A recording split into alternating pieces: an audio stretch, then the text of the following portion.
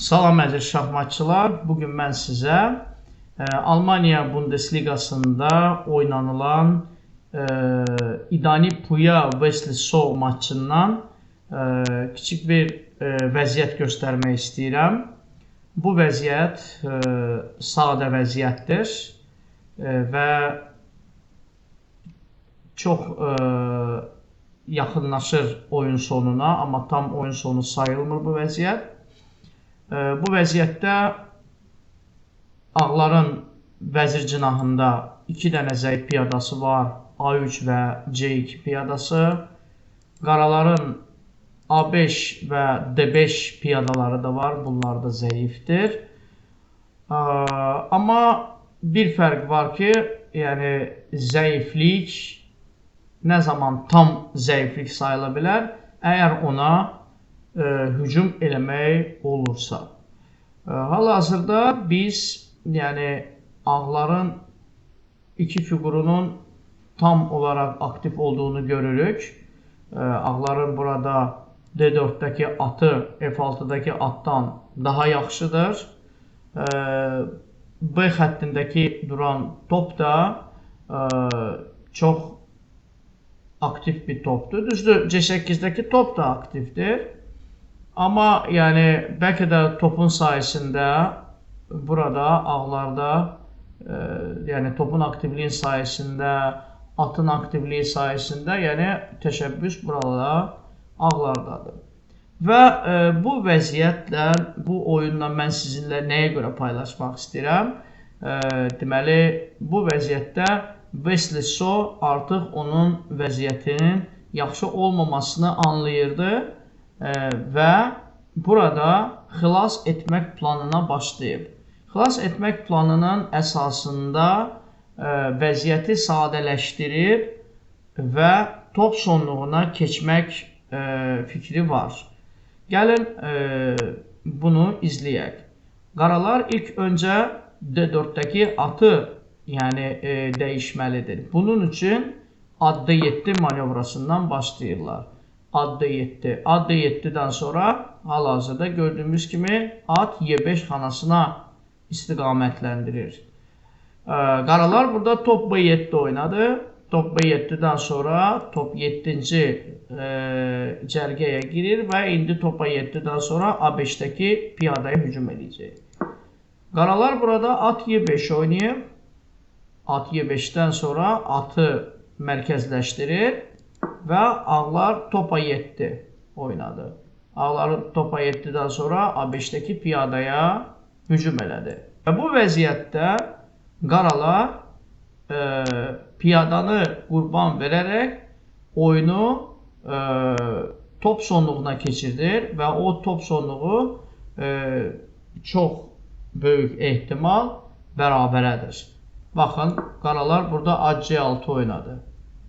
Təbii ki, qaralar indi ağlar tərəfindən at vurur C6, top vurur C6, top vurur A5-i çox gözəl görürdü və onlar bu vəziyyəti görürdülər. Fil vurur C2, top vurur D5. Bəli, indi top vurur D5-dən sonra filləri də dəyişdilər və tam olaraq top sonluğuna keçdilər. Burada qaralar nəyə ümidlənir? Qaralar ona ümidlənir ki, ağların burada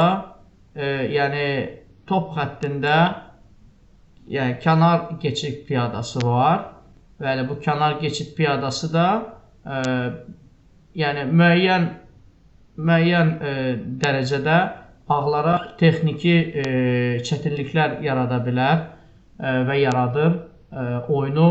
Məsələn, bu piyadanı bu vəzirə keçirmək üçün. Və deməli, qaralar burada top C1 oynayır. Çox maraqlıdır. Top C2 də yox. Top C1. Top C1, şax F2, top C2.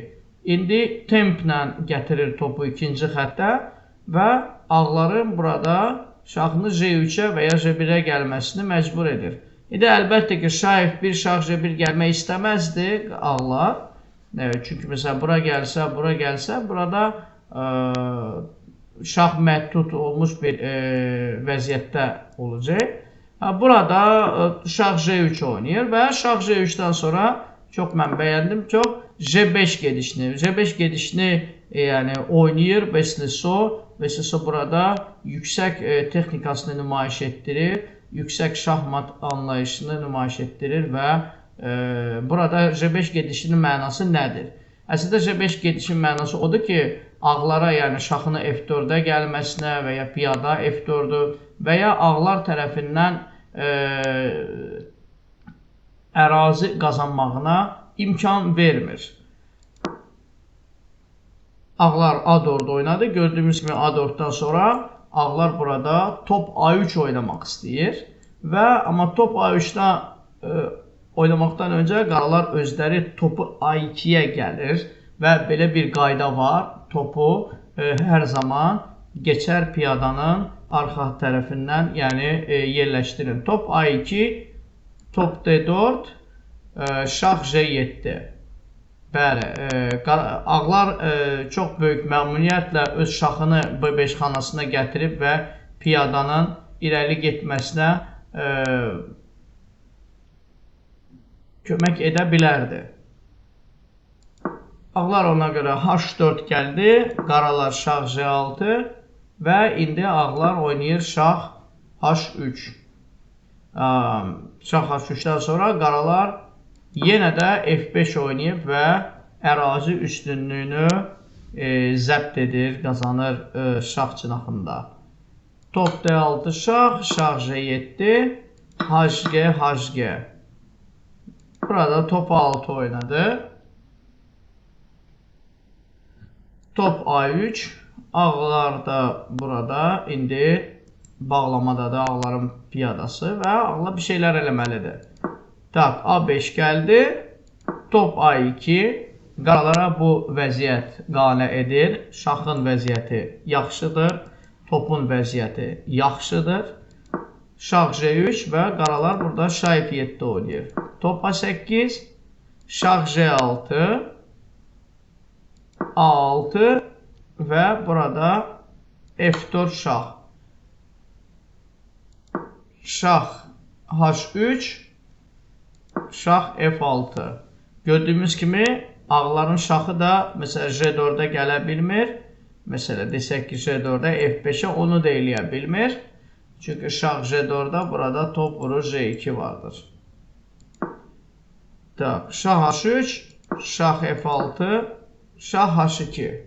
Bəlkə də şah H2'dan sonra ağlar belə bir şey də düşünə bilirdi. Qaralar top A1 oynadı və ağlar burada J4 oynadı. Bəli, J4 gedişi ilə ağlar piyadaları blokada edir şah cinahında və J4'dan sonra qaralar isə FJ vurur. Qaraların işinə yarayır bu. Şah J3 və top A4 oynayır. Əlbəttə ki, ağların burada məqsədi yenə də şahı bura gətirməkdir. Şahı vəzir cinahına gətirməkdir. Qaralar top A4 oynadı və hər iki cinahı, yəni həm vəzir cinahında olan piyadanı, həm şah cinahında olan şahın hərəkətini nəzarət altında saxlayır. Şah F2, top A3 gördüyünüz kimi yenə də top çətinliklər yaradır ağların şahına. Şah G2, şah J7, şah F2, şah F6, şah Y1, şah J7, şah Y2, şah H7. Və ağlar burada A7 oynadı. Qaralar şah J7 və ağlar indi şahı D2'yə, indi B2'yə gətirmək istəyir. Şah H7 və şah C2'dan sonra Besliso burada J4 oynayır və yenə də yüksək texnika nümayiş etdirir. Bütün deməli J4 gedişinin mənası ondadır ki, FJ gedişindən sonra bu vəziyyət bərabərə sayılır. Bu vəziyyət niçyadır. Məsələn, şah gəlir bura, J5, şah gəlir H7, C6, şah G7 və bu vəziyyət neçədir? Əgər bu piyada G6-dakı piyada F6-da olsaydı, o zaman uduş var idi. Qaralı ağlar top H8, top H7 manevrını eləyə bilərdi. Burada isə bərabərlikdir. Yenə də göstərim bizim gənc şahmatçılarımız üçün. Top A6, şah B5, top gəldi A1-ə, şah B6 və şah B6-ya gəlib A7-ni qoruyur. Amma A7-ni qoruyandan sonra da biz burada əlbəttə top B1 şah veririk. Şah C6, top A1 və oyun heç bir oyunda heç bir inkişaf olmayacaq və ona görə bu vəziyyət çox böyük ihtimal bu vəziyyət bərabərə bitir. Diqqətiniz üçün təşəkkür edirəm. Görüşənə qədər.